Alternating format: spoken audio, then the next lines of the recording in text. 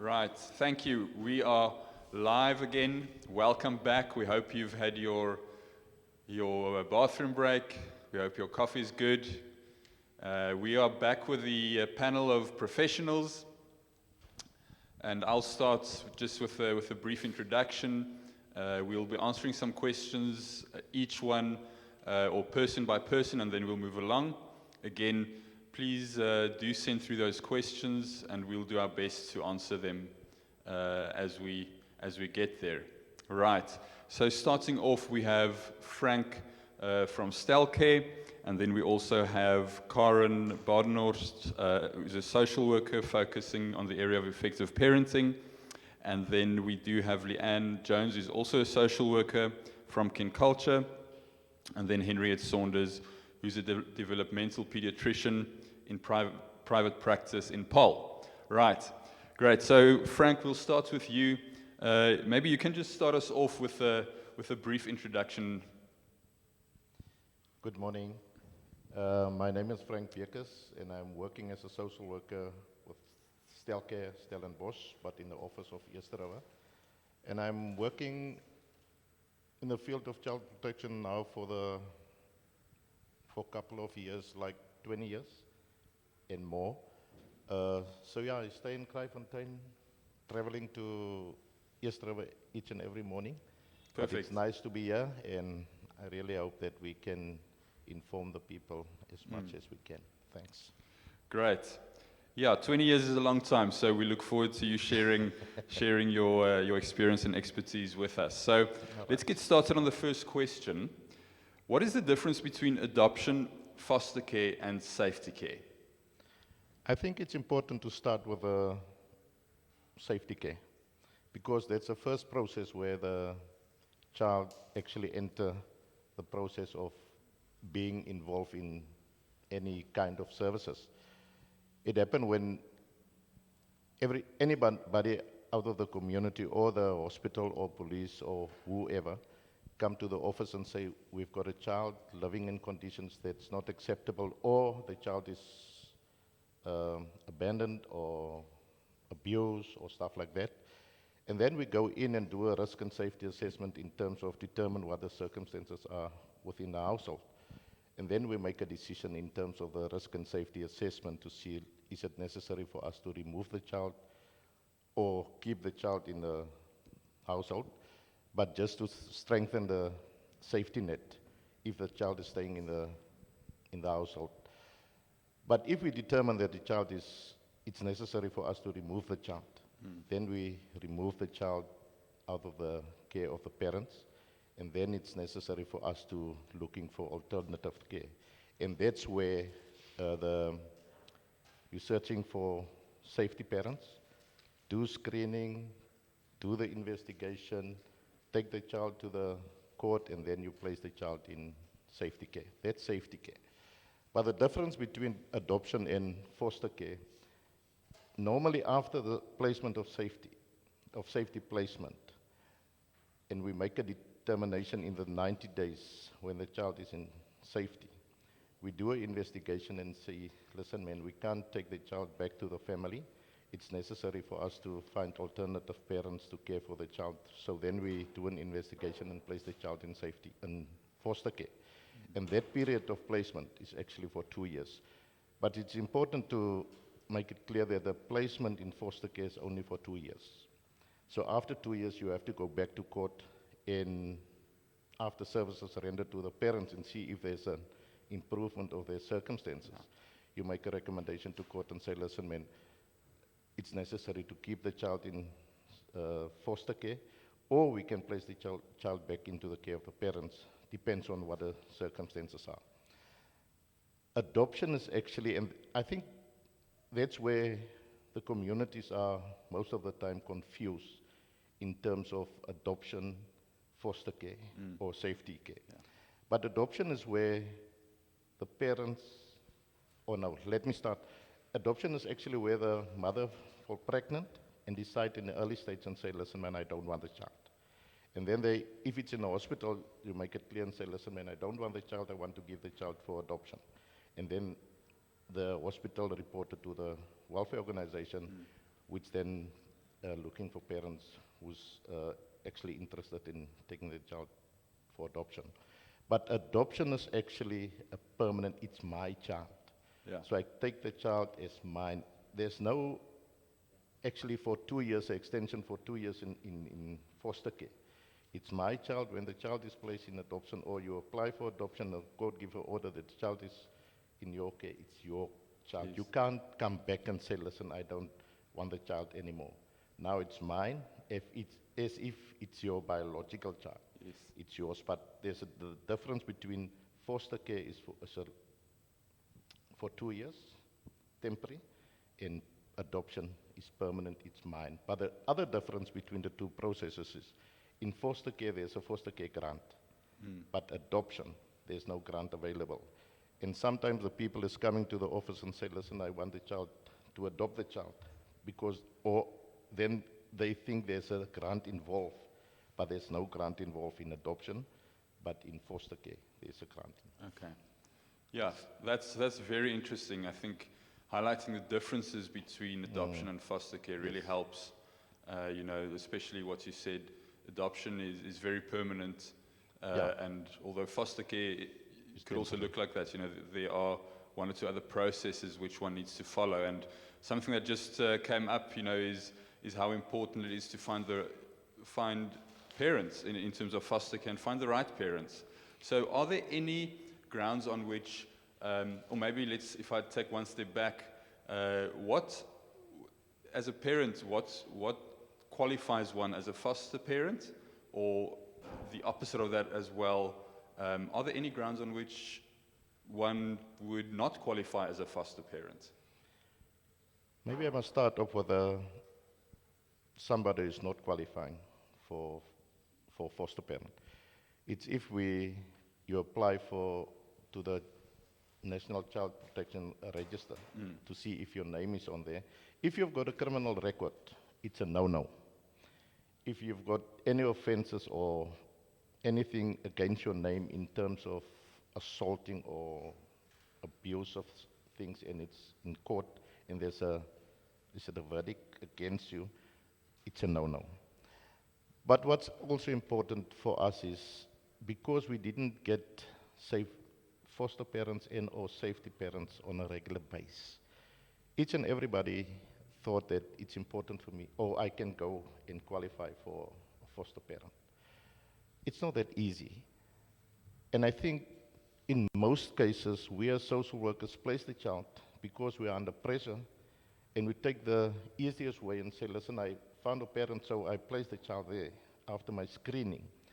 But deep down in the heart of the parent, they are not really emotionally prepared to be a foster parent and or a safety parent. So each and everybody, you can qualify to become a foster parent. But it's important for us to make sure deep down in your heart, you are emotionally fit, you are really there to care for the kids, and really to promote the well-being of the child. So what we did in the process of screening, we do a screening on the foster parent, the investigation, and then we do a screening. We complete a Form 30. A Form 30 is actually where you can find out at the National Child Protection Register if your name is in the register. If your name is there, we can't place the child in foster care. Then we do a Form 30.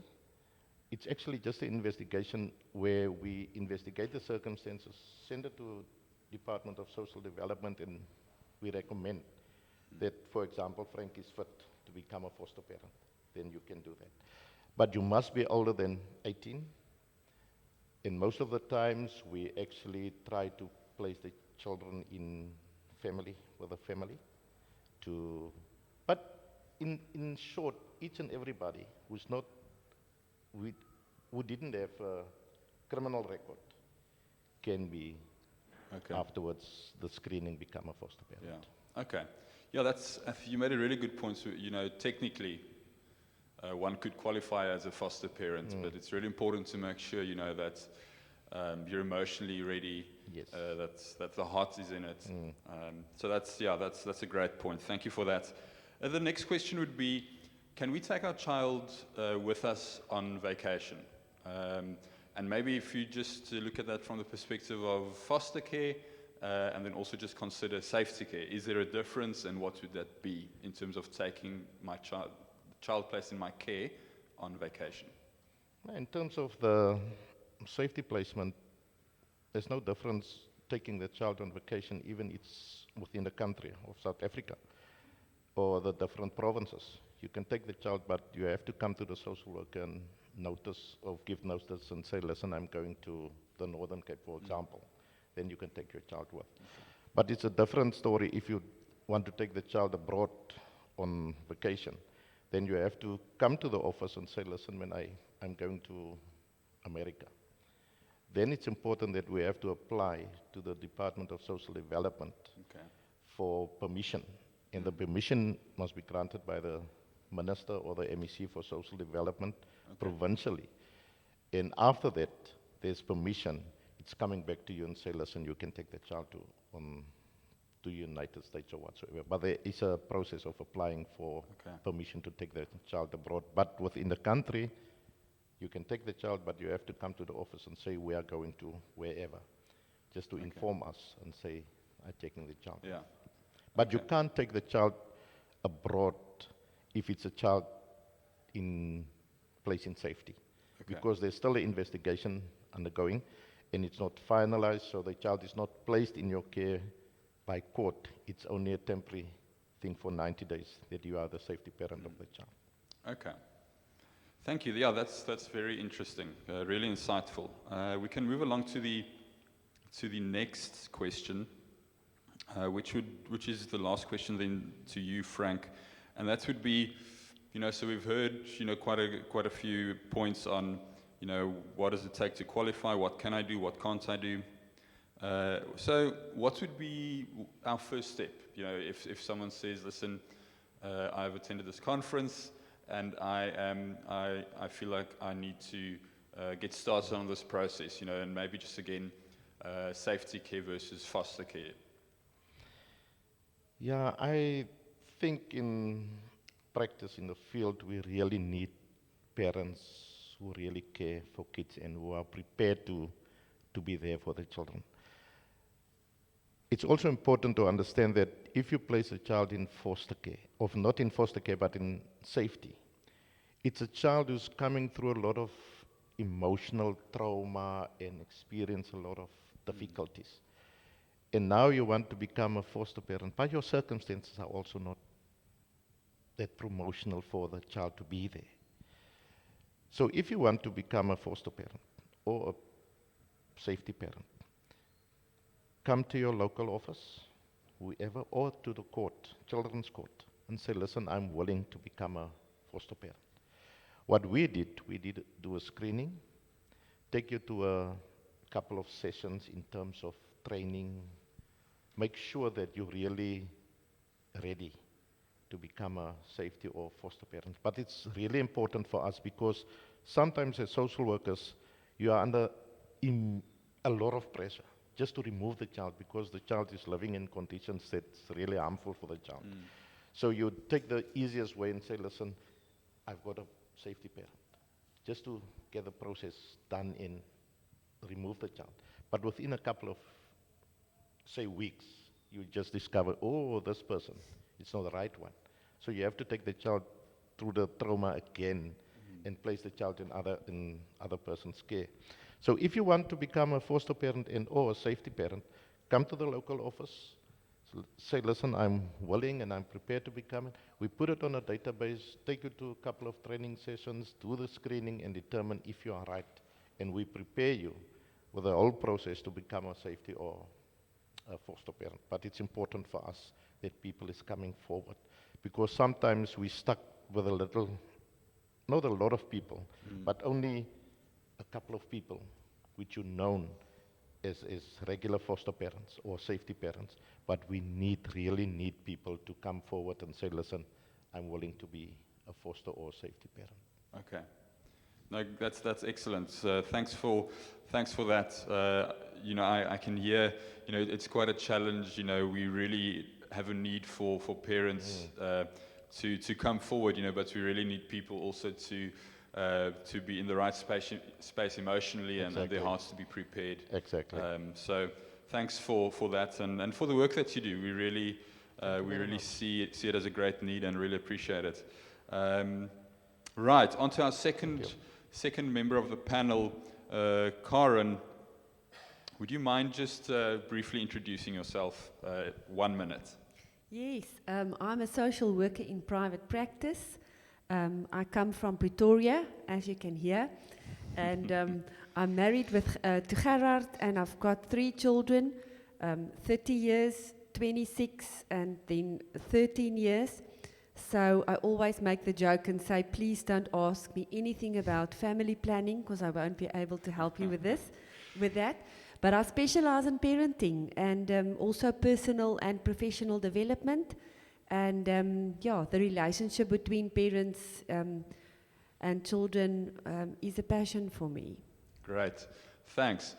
So I'm also a parent. I'm a few years behind you, but one thing that we've realized is being a parent, really pushes your limits, and you really get to know yourself really well and what your boundaries are. So, in terms of that, can you just speak to the question of how can we be most effective as parents? Yeah, Marcus, I think when we get children or decide to become a parent, we think that we are all of a sudden we are in a different role now. We must put the jacket on of a parent. And we think that when we've got children, we can mold them and we must treat them different. And that's actually not the case.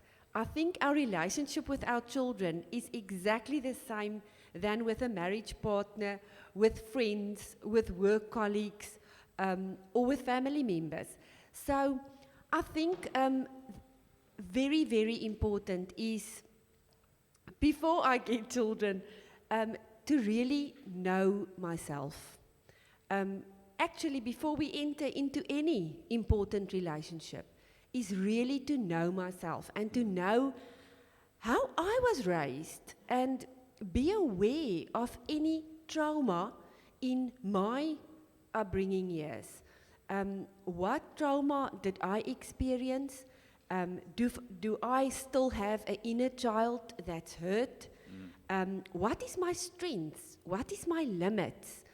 My personality. Do I know what I like and what I don't like?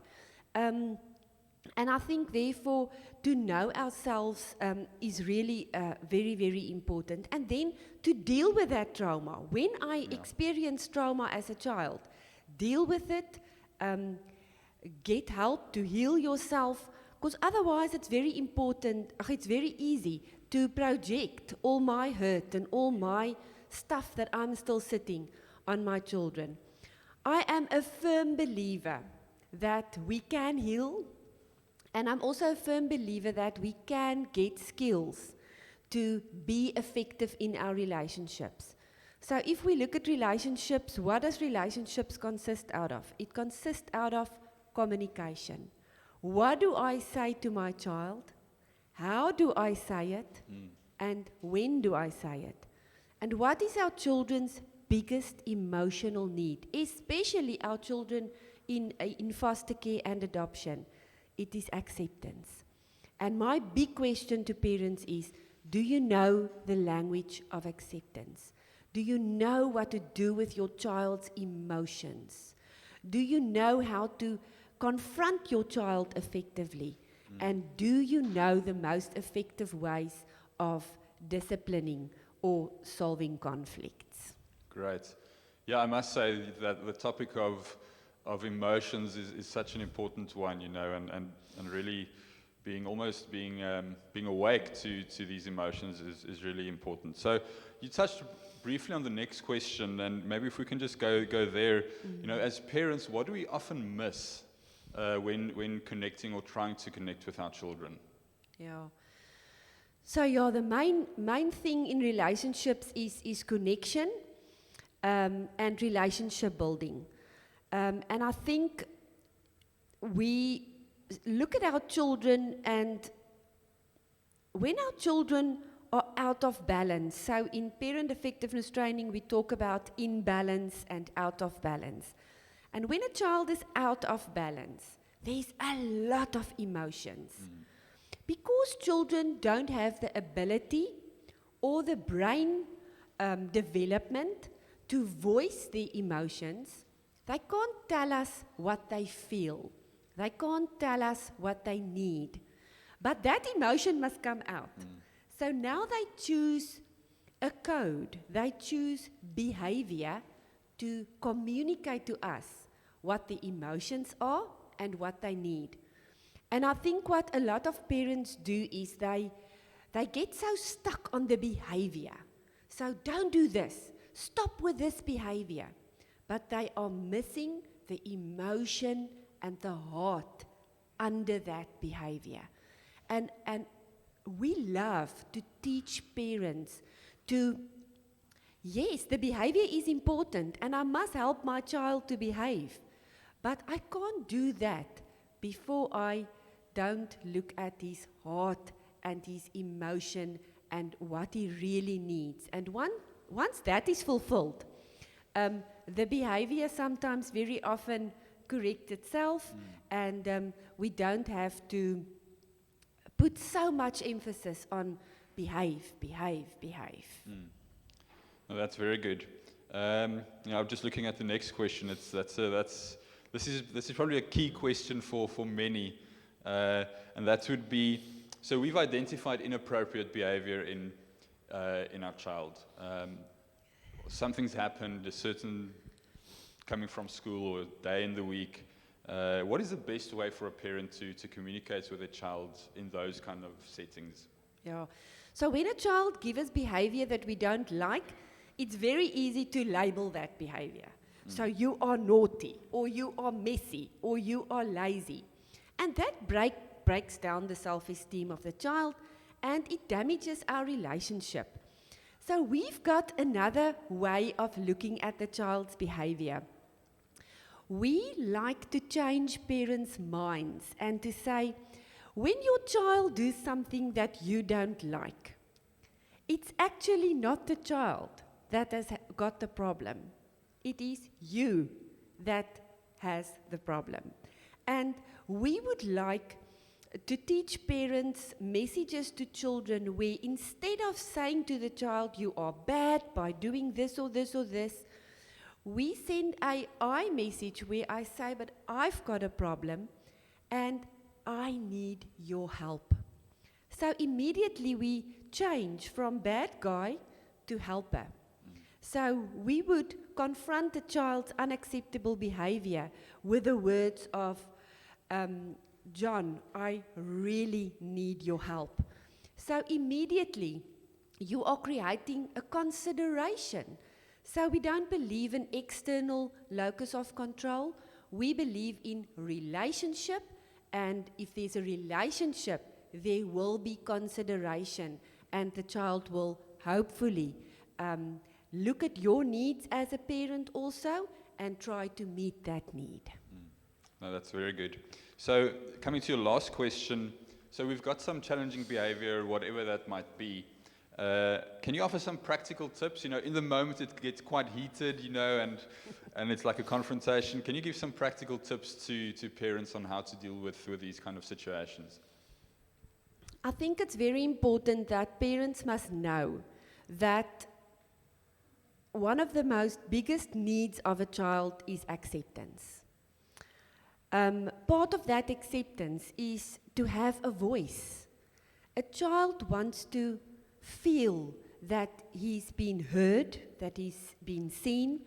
A child wants to know that he can also make his own decision. I mean, a two-year-old child will throw a tantrum if he can't choose what he wants to eat. And if we miss that need of a child, it's very, very easy to go into a power struggle with a child. So for us to look at a child with somebody that always have needs, so a child behave under that behavior, there's always an emotion, and under under all emotions, there's always a need.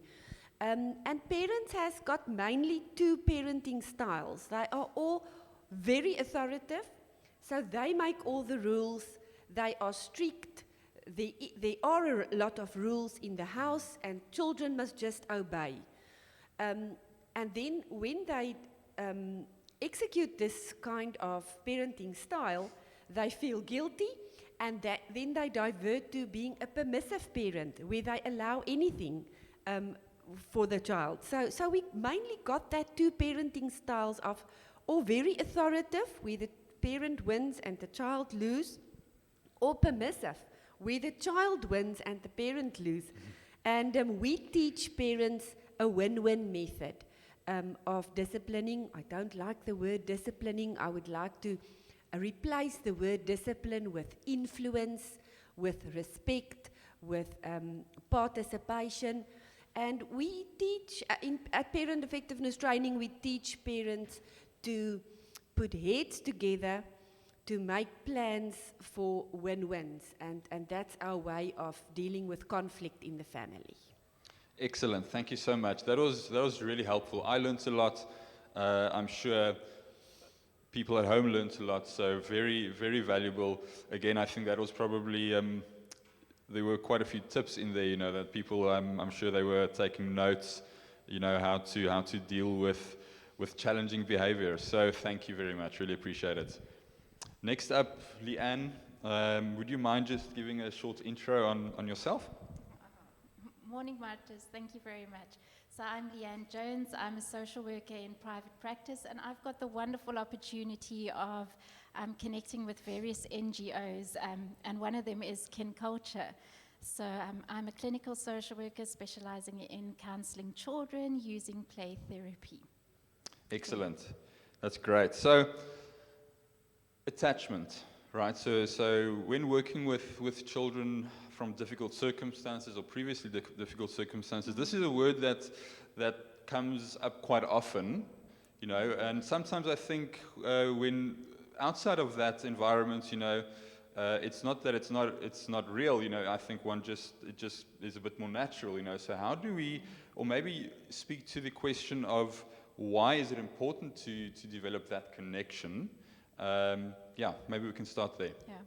And I think Lisa went and gave us such a nice background in her session that she just had now, where she explains trauma and how trauma goes and really impacts the brain. But when we look at attachment and what we were made for, we were really made for, we have this deep need to belong. We weren't made to be in isolation of each other. We were made to connect with one another. So that is a deep desire that is almost enrooted in us. But then when we take a look at when trauma happens, trauma goes and disturbs that natural need or desire to connect. But it doesn't go and kill off that desire. It just brings in, as Lisa also went and she said, is the fear responses. So we get all these fear responses, and that's what makes children dysregulate, and when all the challenging behaviors come out. So as a parent, you need to go and take a look at, okay, how can I connect, how can I see, and as Karen had went and said, is we must look beyond the behavior of the child. So how can I look beyond that behavior of the child to really connect with them, make that connection, because it is through that connection we allow the child to see that, hey, you have a voice, you belong here, and you have meaning. And when we allow a child to know that you have value, you have your own voice, and there's meaning to you, we help the child develop a sense of self-confidence. And when a child has got a sense of self-confidence and a sense of mastery, they can then actively participate in the world and actually do what they need to do. Okay. Yeah, that's a light just went on for me there. It's children aren't. Children also have value. They're not, because they're children, any less than a grown-up. So that's really good. So let's make this practical. So, speaking, into maybe foster care or even safety care. In the time that you have a child in your care, could you give some practical tips? How to build that connection, or to create some kind of attachment, even though that sounds a bit weird. Yeah. So one of the first things is when a child is placed into a parent's care is to have that consistency. So it is at the parent, because you want to create that safe, containing environment for the child.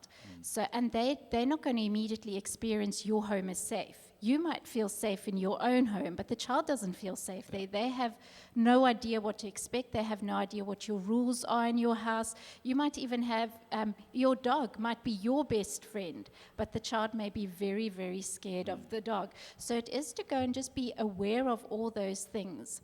And to really go, when the child comes into your home, to sit down with them. And to just maybe even to sit down with a page to explain what routine is to them. So you're going to go, this is the time we eat this. This is the time that we do this. This is the time that we brush our teeth. Or adding structure to your day for the child. And it's also then taking the child through the home to go and say, this is where you can find food in the home. So Lisa had even gone and spoken about the food that some children... that can be quite a triggering thing for children. So it's to have that fruit bowl on your counter, for instance, and to actually verbally tell the child, you may take this whenever you want to. So it's to meet those basic needs of the child and to be consistent in whatever you do and to create that safe structure through routine for Great. the child. Yeah, that's very good. Maybe from your experience, do you have a story that you can share, just to illustrate the difference that connection has made, that's been between a child and a parent, just how that has influenced, or just maybe a story from your own experience. So I think a story there would be is that particularly when a child feels that their voice really matters, and that in that moment that they can go to the parent and actually share that, also, as Karen said, those I messages where they can then take ownership of their own emotions and they can go, I feel upset about. And when a child is able to do that, you know that they're feeling safe enough in the space and they are willing to connect with you in a particular way, and they know that their emotions matter enough so that they can share their emotions with you. Yeah. That's good. That really makes a lot of sense and is really helpful in terms of, dealing with children in the foster care environment. So thank you very much. Right, then we will move on to Henriette. Would you mind just giving us a short intro on yourself as well? Thank you very much. So I'm a developmental pediatrician. And that's a pediatrician who has studied the subspecialty of developmental pediatrics. And I'm in private practice in Paarl. And I've been in private practice for about 6 years now. Excellent. Thank you. Let's start with the first question. When we consider a child's development, why is it important to take a holistic approach? Thank you. It's especially in this context of considering children who might be coming from a background of emotional and physical trauma, and keeping in mind the concept of attachment. It's extremely important to keep in mind that the child's development enables it to form the attachment relationships, to respond in a typical way to the attachment figure. But also the parent's development influences the parent's ability to form those attachment relationships. So the brain development is extremely important there. We also realize that in parents, the incidence of neurodevelopmental conditions and for that and then also psychiatric conditions in parents who are unable to raise and look after their own children are potentially much higher. And the importance of that is that those neurodevelopmental conditions are highly heritable. So that it adds to this very, very complex interplay of development, emotional trauma and attachment.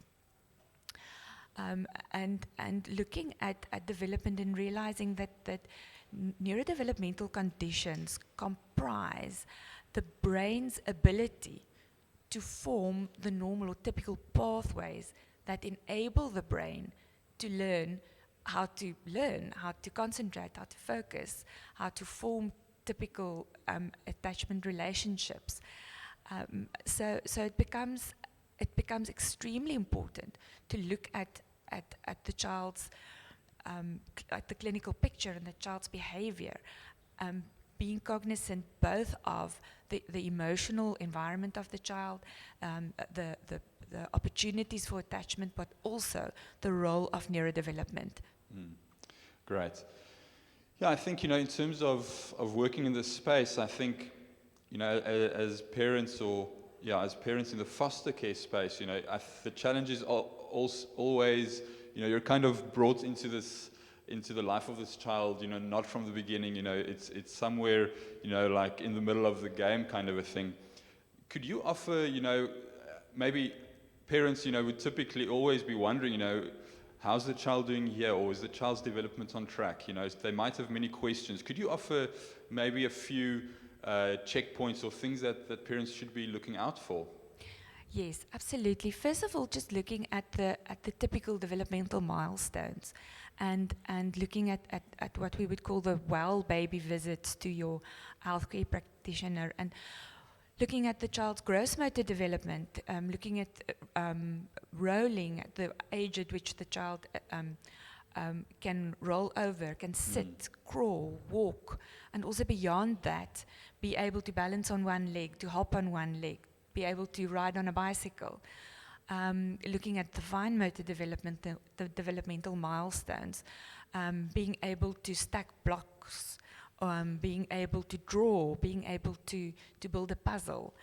The self-help skills, being able to indicate a wet or dirty nappy, or being able to toilet train, the child's ability to feed itself, and to be aware that there are certain ages at which you expect the child to be able to do that, and to be very careful to not always ascribe delays in those milestones to the child's emotional traumatic background. Also, very importantly, the language milestones, the age at which the child is able to use meaningful words, when the child starts stringing those words together, and also then forming sentences, but the child's ability to then use the language in communication. So that sometimes the child has a wide vocabulary and is able to name animals or objects or even letters and numbers, but the child's not able to use the language to communicate its needs, to say what it wants, or what he or she is interested in, or to report or narrate an event. Those are all very, very important milestones to look at. Also very important is to be aware of how typical or untypical it is for a child to respond in a certain way to sensory input. If a child is extremely sensitive to sensory input, for instance, loud noises, or shows a particular interest or fascination with certain sounds, or a child's very, very sensitive to bright lights and always wants to wear a pair of sunglasses even if it's cloudy and rainy outside. Children's sensitivities to food textures and to clothes textures, those are very important to be on the lookout for, and to realize that this might be indicative of untypical behavior. Yeah, that's very interesting. I'm hearing two things. It's, from what you've said, that one should not overcompensate, for certain developmental milestones, or over exaggerates, that they might be coming from difficult circumstances. So that could be something. Or also the other thing, is maybe when there's an oversensitivity for something, that could be like a light that one should respond to, if it is there. From there, just into the last one for you would be, oftentimes a child gets misdiagnosed, or with something like ADHD, where it's oftentimes could be related to trauma that they might have experienced elsewhere. So the question would really be, what similarities are there? How would something like ADHD and trauma be similar? And then also maybe how would they be much different if we consider a child's behavior? That's a very important but also a very complex question. I think what's very important here is in the young child, there's a big overlap in the clinical presentation and the clinical picture of so many of the neurodevelopmental conditions, but also in a child that comes from emotional and traumatic background. And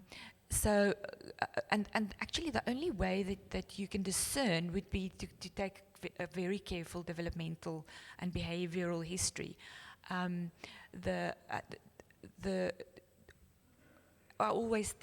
often tell patients, everything that's hyperactive and inattentive is not necessarily ADHD. Yeah. And for that reason, everyone that's not able to sit still and focus is not necessarily going to respond to stimulant medication. And so it's very important to be cognizant of the overlapping clinical pictures. And the only way of teasing out this would be to take a careful history and to be very aware of, for instance, the child on the autism spectrum can look extremely inattentive, but it might be that the child is just focusing on a different area or on a different thing than what you wanted to focus on. The child coming from traumatic and emotionally unsound circumstances might be so extremely anxious that it's not able to focus on what you want it to focus on. And only by providing a secure environment and providing acceptance, and sometimes that child might even need medication to address the anxiety. And that would be the only way to help that child with focus and concentration, and not necessarily stimulant or other medication. Great.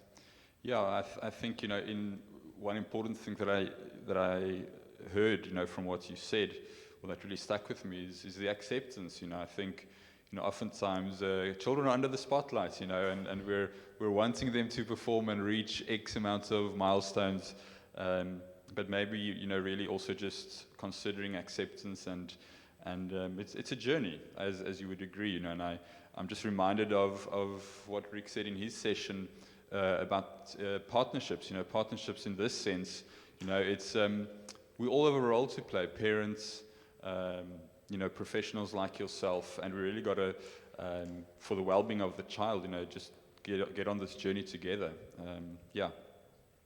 Great. Thank you to our 4 guests for sharing your expertise. We're going to move into a question and answer session now.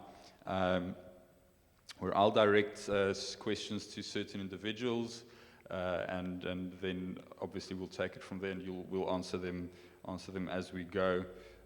So we have these are obviously questions which we've received from our guests online. So let's get going. Karen, would you advise first having your own children, as in biological, if possible, before adopting or fostering? Or does it matter? Does it make a difference? Life is so complicated that, we can't control everything. I think the parent that has got their own children already do have more experience, and it can make it a little bit easier. But not necessarily also on the other side. I think learning new skills to be in relationships, for me, is much more important than having experienced. You can be an old mum with older children, but you couldn't have learned in the past 20 years. You couldn't have being exposed to effective ways of parenting and relationships. So I don't think it makes a difference. Okay. Yeah, that's interesting. It's definitely a skill, parenting, and as you said, it would be an advantage, if you've had some previous experience, but it's definitely not a prerequisite. Frank, I think you would agree, right? From a technical perspective, or something that qualifies or disqualifies, you don't need to have had your own children to foster. No, not at all, because we've got a lot of people who don't have their own children. But sometimes it's also a medical thing, man, that people can't get their own children. Yeah. And so, yeah, I'm from the opinion it doesn't matter, but as Karen said, it's just a little bit of advantage if you've got your own children, but you can learn the skills how to deal with the children. Yeah. Okay. No, great. So, Frank, I'm going to stick with you on to the next question. So, if you're in the process of adopting a child, can you still be fostering? So, if we can maybe just work on that question a bit. If so, let's consider someone who said, "Listen, I'm interested in adoption. Could I is fostering and then after maybe 2 years or as the process goes, could that child become adoptable?" Maybe if we answer that first. Yeah, in some instances, it happens that if you are a foster parent for a couple of years, or for example, 2 years or even a year, and the parents deceased, then you can apply for adoption. But what also happens that if you've got a child in your care for 2 years, and in that 2 years or more, the parents, they don't care or not interested in making contact or change their circumstances, you can make a recommendation to court and say, listen, the foster parents want to adopt a child. And then they refer the case to the adoption organization who will do the proper investigation in terms of what the circumstances of the parents are, and then make a recommendation to court and say, listen, we recommend that the child be adopted by whoever. Okay. But you can't adopt and then foster. You must first foster and then adopt. Sure. What the circumstances are. Yeah. Okay. And I mean, you mentioned, if the biological parents deceased, would there be any other conditions whereby a child in foster care could become adoptable? No, it's not only by the decision of the parents. If within the process of fostering the child, it seems that the parents there's no interest in the child in terms of visitation or making contact or whatever the case may be, it's clear that there will never be a relationship between the parents and the child because there's no effort from the parents to make contact, or they just be somewhere. Then we can also approach the court and say, or make a recommendation to court and say that the child is available. It sounds so weird, but you can adopt the child. Understand. Okay. Yeah, but it's not necessarily that the parents, if there's no contact, you can also apply for adoption. Yeah. Okay.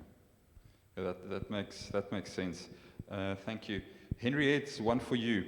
How can you practically help with the child's development if the child is experiencing challenges with development? Thank you.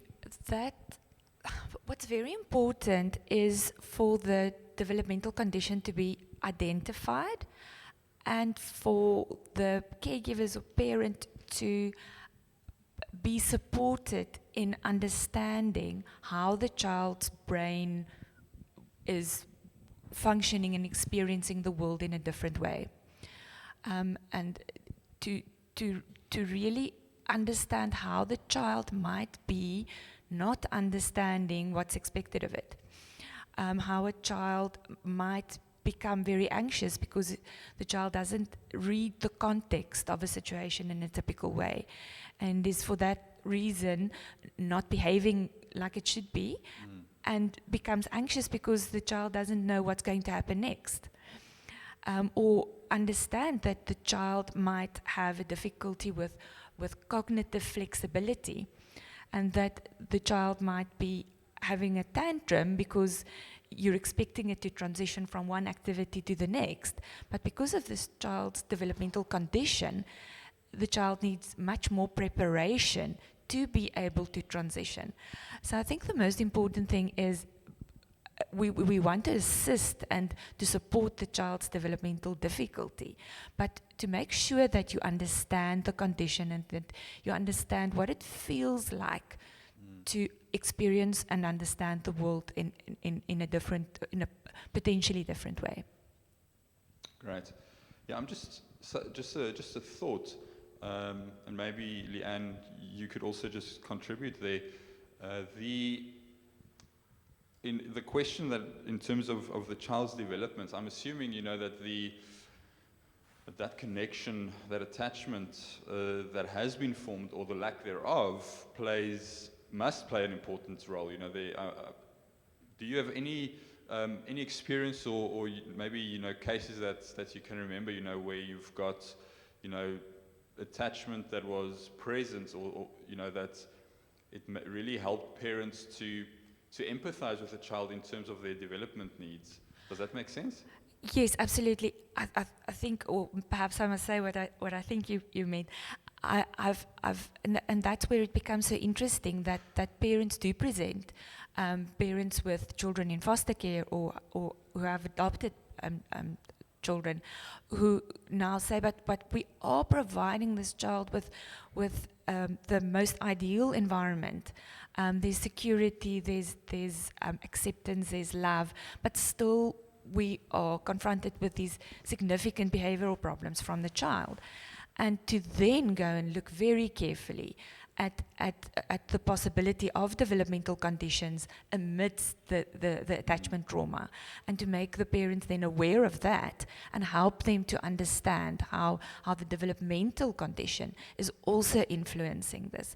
And I've seen numerous cases where with experienced parents, experienced in terms of their own biological children and fostering and adopting, and where the developmental condition is just so hard to understand if it's not properly identified and the parents aren't properly supported in understanding this. Yeah. Okay. Yeah, that's really helpful. I think that was a great answer to that question. Sorry, Lana, I didn't come back to you. Did you have anything to add to that? No, not really. The only thing that I could add is just the importance of really taking a look at the child from a holistic perspective. So it's not only taking a look at it from one side. So even if I come from the play therapy side, we'll take a look at just the attachment, how we can, so we'll support the family from that side. But it is that we almost see as a multidisciplinary team.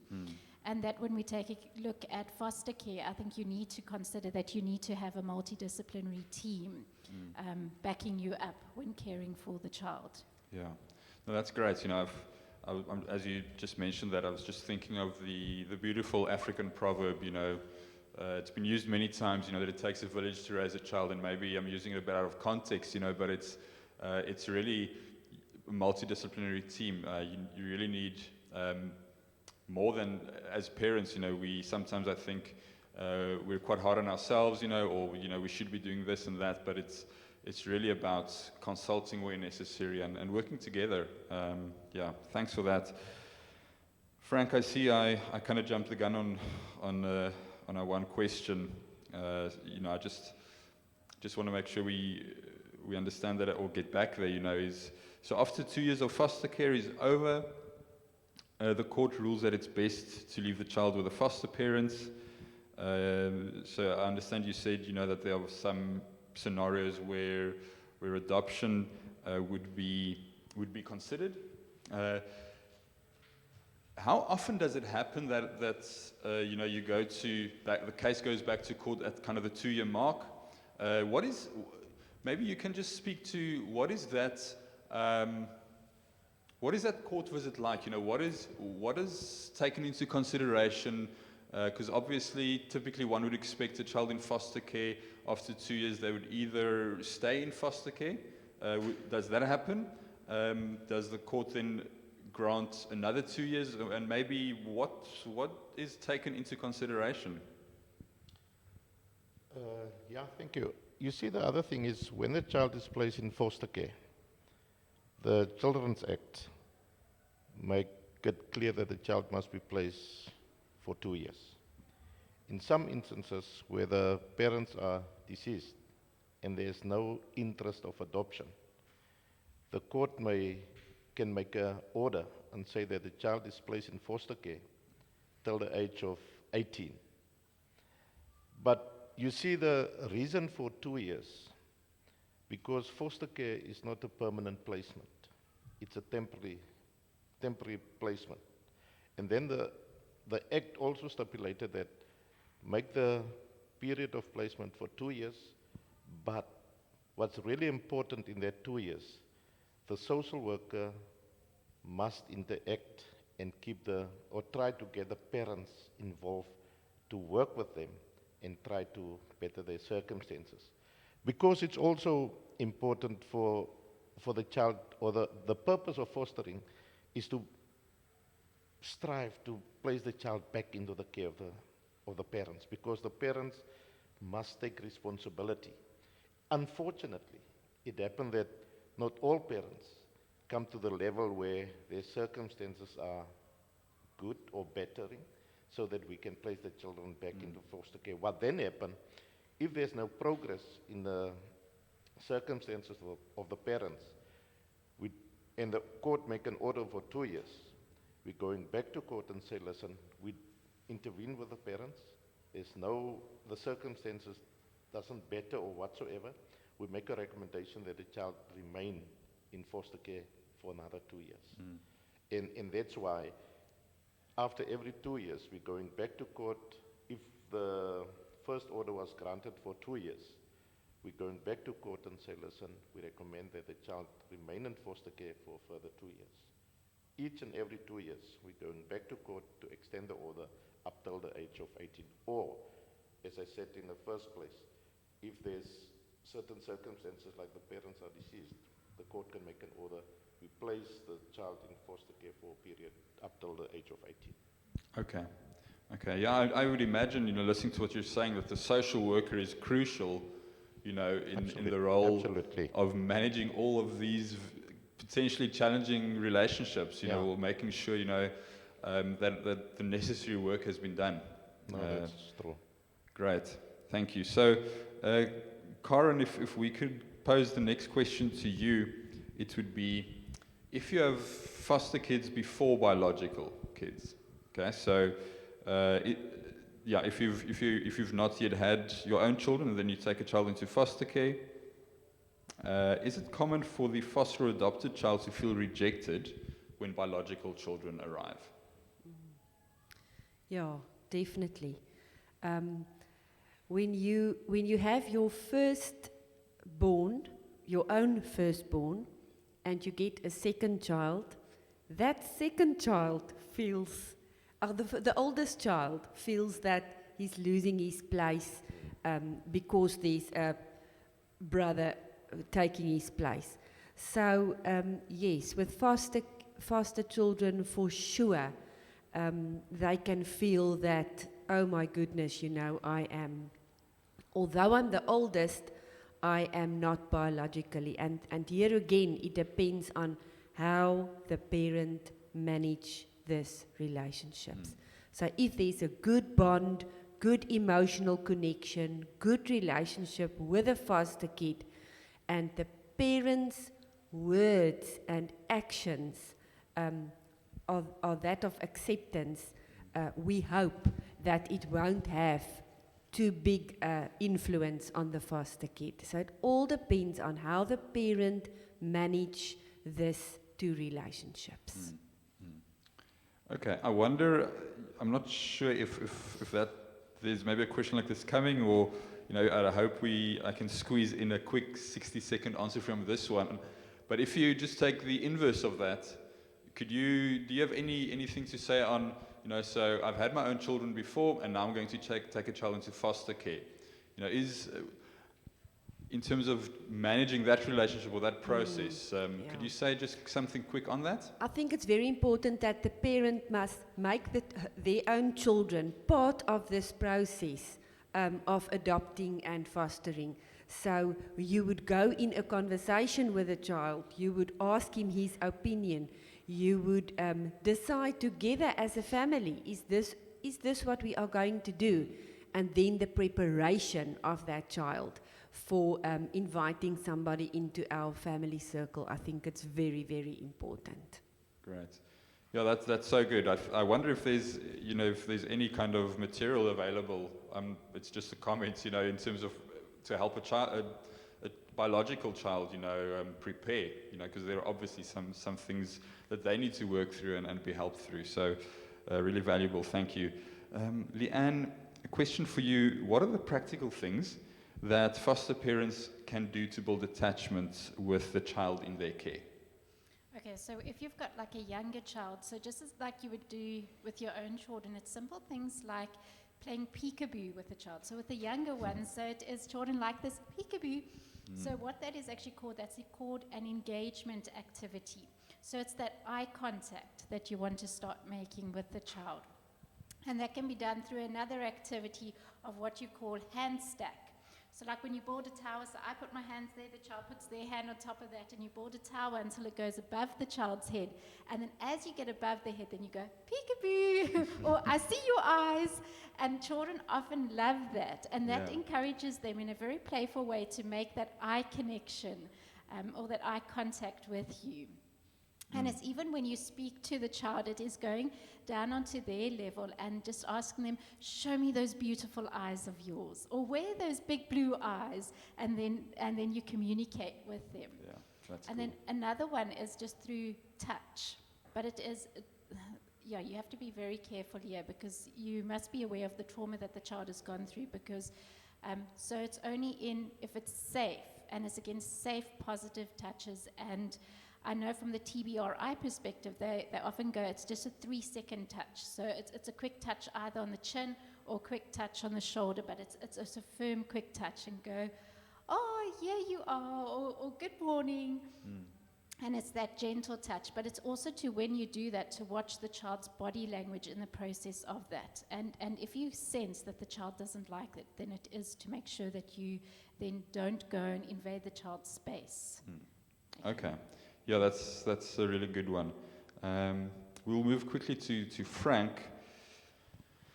Okay, so 2 years, right? So the first 2 years, a lot can happen in 2 years, and sometimes 2 years could also be very short. But what would the possibility be, of after 2 years that a placement could become permanent up to 18? Instead of going back every 2 years. So the first 2 years, and then you go back to court. Is there a possibility that it could become a placement up to 18? Yeah, there's a possibility that you can make a recommendation to court and say, make it up till 18. But I think what we have to keep in mind is we must also try not to lose the parents. Our purpose and duty is also to make the circumstances, or let the parents be involved so that we can better their circumstances to take responsibility for their own kids. So it's not often that we make a recommendation and say up till 18. There must be specific circumstances that guide us to make that recommendation up till 18. Because, for example, what happened if a mother or a father was on drugs? You send them to a rehabilitation center. They're coming back and they're sober now. But then you have to make a recommendation for the child up till 18. You in any case have to go back to court and say, listen, I want to restore the child in the care of the parents. So 2 years is actually, it's less traumatized for the child because now the child is coming attached to that circumstances because you continuously prepare the child and say, foster care is a temporary placement.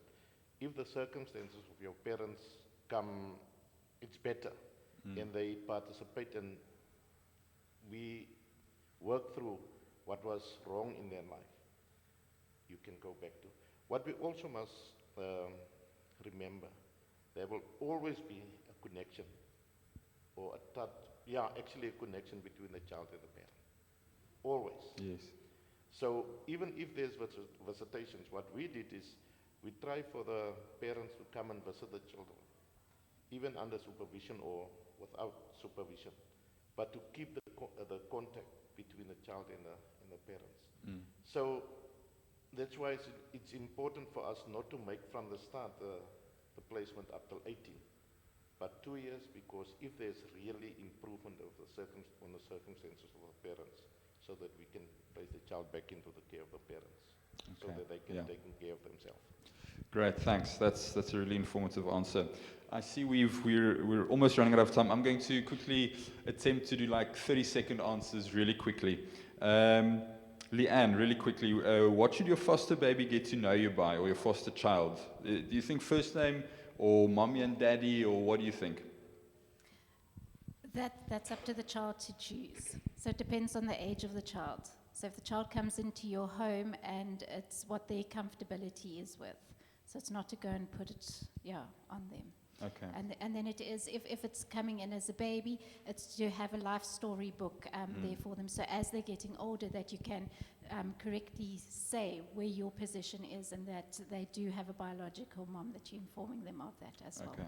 Yeah, that's great. So there are two really good questions that I really want to get to. Let's try and keep them 30 seconds or less. Almost impossible. But Frank, is it difficult to get approved for foster care or safety care if you live in a community living setup? So just to qualify by community living, I'm assuming we're referring to, where there are different families living in one home, or, in close environments. Is it difficult, more difficult? No, it's not really difficult, because we have to take into account the circumstances of your community. If it's like in backyard dwellers or stuff like that, and the child is a family member of that family, of coming from that family, you have to screen all the people living on one yard to make sure that none of them is a threat for the child. So it's not impossible to do that, but there's a little bit more work to do, but it's not impossible. It can happen. Great. And then, maybe just the last one. I believe that would be for you, Frank. I'm not sure if anyone else knows, but medical aid, is it difficult? Do you have any experience? Have you heard of, so child coming to my foster care, can I place them on my medical aid? Yeah, maybe it depends on the medical aid, if they accept it, because there's a court order that stated that Frank are the foster parent of Leanne, for example. Yeah. So you can apply to the medical aid and say, listen, man, I would like to put Frank on of my foster child on a medical aid. But it depends maybe on the policy of that medical aid, if they accept the foster child to be, Okay, that's a good answer. That was a really great session. Thanks, everyone. We really learned a lot, and I'm sure everyone who's watching online has really appreciated the inputs. I think we could probably keep going for a few more hours. So thank you very much. Really informative. Really appreciate your time coming out today. All the best, and keep well and safe. Thanks. Thank you very much. Thank you. Right. So we'll be going on to a short break as we transition into our next panel, which will be a panel of families. So if you're watching online, please remember you don't need to leave the Quicket screen. You could just click on which should be the fourth link, or the fourth little thumbnail just below the main screen. And if you don't come right, please do contact us via our WhatsApp number. Thank you to everyone. We look forward to session 4.